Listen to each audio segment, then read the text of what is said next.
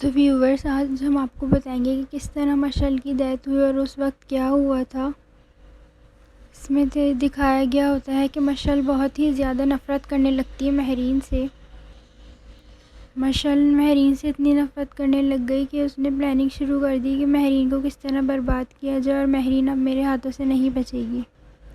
مشعل جب غصے میں اسود سے ٹیکسٹ میسیجز پر بات کرنے کی کوشش کرتی ہے تو اسود بھی اس کو صحیح سے جواب نہیں دیتا۔ پھر مشعل کو اور غصہ آتا ہے اور وہ شبو سے پوچھتی ہے کہ کیا مہرین آ گئی ہے اور اس کا کھانا کدھر ہے۔ پھر شبو کہتی ہے ہاں مہرین آ گئی ہے اور اس کا کھانا فریج میں رکھا ہے۔ پھر مشعل کیا کرتی ہے کہ فریج میں جا کر مہرین کے کھانے میں زہر کی گولیاں ڈال دیتی ہے، لیکن جب شبو مہرین سے پوچھتی ہے کہ مہرین کھانا کھائے گی یا نہیں تو مہرین کھانا کھا کر آ چکی ہوتی ہے۔ اس کے بعد مشعل شبو کو کہتی ہے کہ جو کھانا مہرین نہیں کھا رہی اس کو پھینک دو، لیکن شبو کہتی ہے کہ کھانا پھینکنے سے ضائع ہوگا تو وہ اپنے کتے کو وہ کھانا دے دیتی ہے۔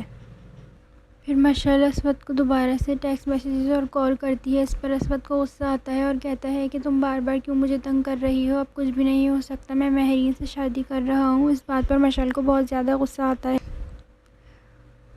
پھر آپ کو دکھایا جائے گا کہ مہرین نے کھانا نہیں کھایا کیونکہ وہ کھانا کھا کر آ چکی تھی، کیونکہ وہ شادی کی تیاریوں میں لگی ہوئی تھی تو اس نے باہر ہی شاپنگ پر ہی کھانا کھا لیا تھا۔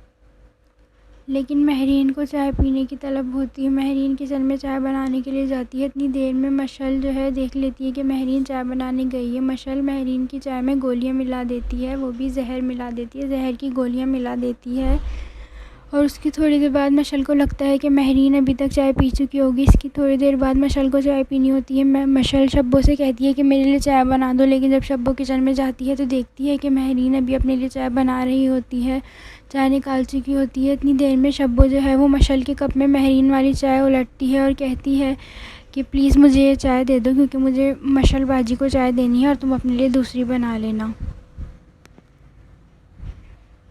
لیکن جب مشعل وہ چائے پیتی ہے مہرین والی جو شبو اس کو دے دیتی ہے تو اس میں زہر ہوتا ہے۔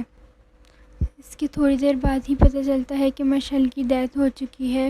شبو کمرے میں آ کر دیکھتی ہے تو مشعل مر چکی ہوتی ہے۔ اس کے تھوڑی دیر بعد ہی مشعل کے امی ابو گھر آتے ہیں اور وہ دیکھتے ہیں کہ مشعل مر چکی ہوتی ہے۔ مہرین کو اس بات کی کوئی خبر نہیں ہوتی کیونکہ وہ سمجھتی ہے کہ وہ نارمل چائے تھی، اس کو پتہ نہیں ہوتا کہ اس چائے میں زہر تھا جو شبو اس کو لے جا کر دے دی ہوتی ہے۔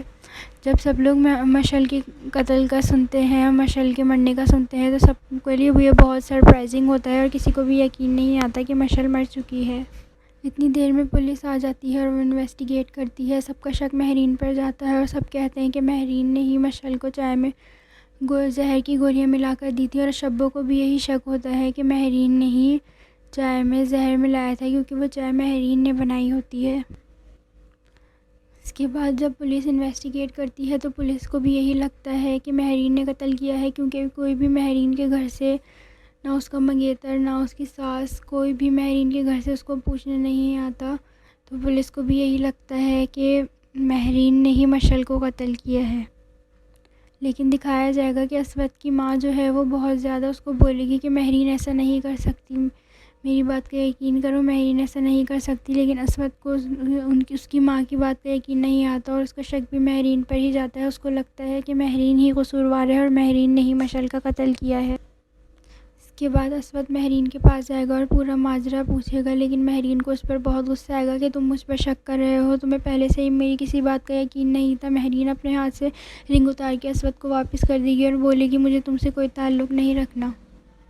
اس کے بعد آپ کو دکھایا جائے گا کہ اس ڈرامے میں شبو بہت اہم کردار ادا کرے گی کیونکہ اس کو پورے واقعے کا پتہ تھا۔ اس کے بعد پولیس شبو سے پوچھے گی کہ کیا ہوا تھا، کیونکہ شبو کو پہلے سے ہی سب کچھ پتہ تھا، اور اس جگہ جہاں یہ واقعہ ہوا تھا وہاں پر شبو موجود تھی، تو پہلے تو شبو کو بہت ڈر لگے گا کیونکہ اس کو سب کچھ پتہ تھا، لیکن ہلکے ہلکے شبو سب کچھ بتا دے گی پولیس کو۔